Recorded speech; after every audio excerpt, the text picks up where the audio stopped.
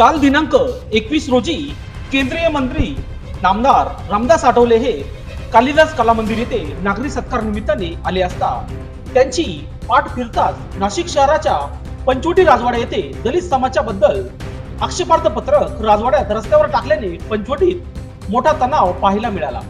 तसेच हजारो समाज बांधवांनी एकत्र येत पंचवटी पोलीस ठाण्यासमोर ठिय्या आंदोलन करीत दलित समाज आक्रमक झाला। या ठिकाणी मोठा जमाव असल्याने स्थानिक आमदार राहुल डिकले यांनी समजूत काढण्याचा प्रयत्न देखील केला, परंतु दलित समाज बांधवांनी मात्र आक्षेपार्ह पत्र टाकणाऱ्या व्यक्तीस कठोर कारवाईची मागणी केली आहे।